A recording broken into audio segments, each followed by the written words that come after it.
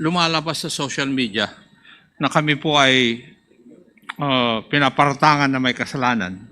Number one, kasalanan namin bakit wini-withdraw namin yung 89.9 billion sa PhilHealth. Kung bago ka lang dito sa NTPH, maaari bang makahingi ng isang like at subscribe? At huwag kalimutan pindutin ang notification bell para ma-notify kapag may ganito tayong upload. Salamat kabayan! Thank you. Dalawa po yung lumalabas sa social media na kami po ay pinapartangan na may kasalanan. Number one, kasalanan namin bakit wini-withdraw namin yung 89.9 billion sa PhilHealth. What can you say about this? I disagree. I don't think it's your fault po. I disagree. Hindi niya po kasalanan. Yan ang view namin. Pwede ko po bang malaman para sa kalaman ng lahat ng Pilipino, yung po bang 89.9 billion, meron po ba doon contribution ng mga Filipino na naka-enroll sa PhilHealth? Para maliwanag.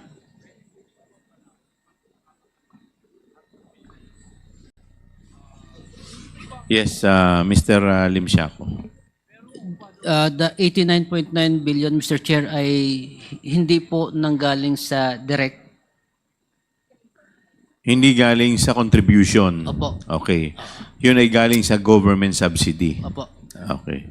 So in short, dun sa mga binabayad ng mga member, kahit 5 po doon, intact.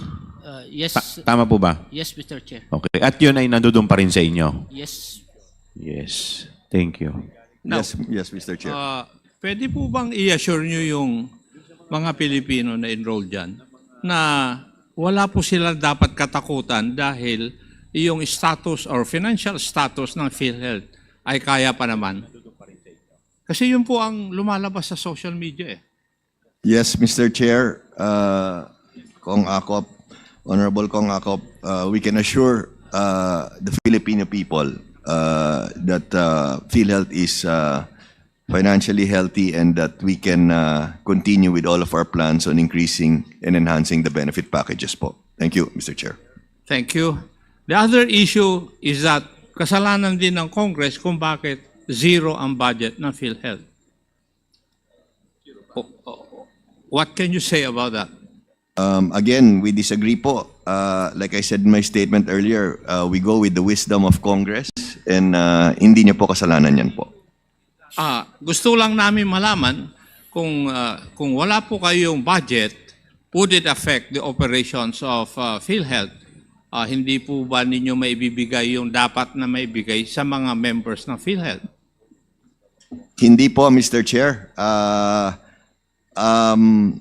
Having zero budget will not affect at all, will not hamper the operations of PhilHealth. And like I said earlier, with our plans to increase and enhance the benefit packages, hindi po maapekto po. Thank you. The other reason why... Kung ako, just to clarify, Yeah, please. hindi naman totally zero budget. Ang Zero subsidy po. Subsidy, Yes. not zero budget. I stand kasi corrected. Yes, kasi po, yung budget po ng PhilHealth, nanggagaling po to sa 6 na sources. Tama po ba? Yung unang-una po dyan, galing po yan sa sin tax collection. Number 2, 50% ng income ng government share sa PAGCOR. Tapos another 40% from charity fund like PCSO. Ang ika-4, ito na po, yung premium contributions of members. At ang ika-5, annual appropriation of the DOH. At ika-6 lamang, yung national government subsidy. Tama po ba? So, just to clarify, wala lang po kayong government subsidy. But all the rest, nasa inyo pa rin. Tama po ba? Tama po, Mr. Chair. I stand corrected. It's zero So subsidy it's not po. zero budget. Yes. It's zero government subsidy. Subsidy. Apologies po. Yes po. Very clear po. Yes, Congressman Ako. Thank you, Mr. Chair. Some sectors na advocates ng health, what Congress did was a violation of the law. Yung Republic Act 11223. Tama po. Why? Because of the provision na no portion of the reserve fund or income thereof shall accrue to the general fund of the national government or to any of its agencies or instrumentalities, including government-owned or controlled corporations. Yun po yung basehan nila eh. Attorney Santos, what can you say about this? Yes, Attorney Santos, you're recognized. Mr. Chairperson, Honorable Representative Acop, does the question pertain to the 89.9 billion transfer, Mr. Chairperson? Yeah, yun ang basehan nila. It's against the law raw. Why? Because of this provision. Because of this provision sa Republic Act 11223. I understand, Mr. Chairperson, Honorable Representative Acop, but before PhilHealth transferred the initial or even the succeeding amount, Mr. Chairperson, Honorable Representative Acop, we were already covered by the positive opinion of the Office of the Government Corporate Counsel.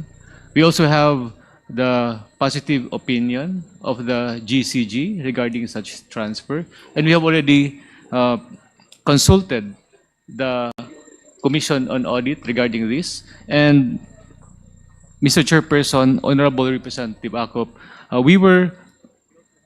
our actions were based on laws, regulations, Mr. Chairperson. So with that, we are confident that all our actions are in accordance with law, rules, and regulations. Mr. Chairperson, Honorable Representative.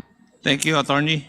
May I know if the subsidies given by government form part of the reserve fund or the income?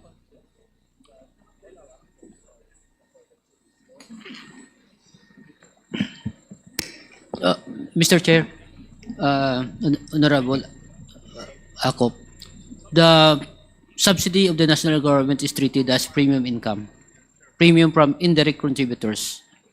And closing the books at the end of the year, natatransfer siya sa members' equity. Now, we set up already the reserve fund.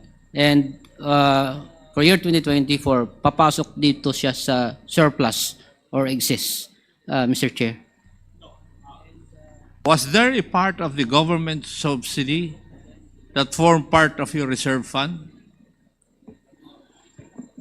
Mr. Chair, kung ikakalculate po natin ang yung money from the national government, Mr. Chair, Honorable Acop, ay po pwede natin masabi na that money coming from the national government dito po siya sa surplus or excess, or po pwede rin natin po sasabihin na this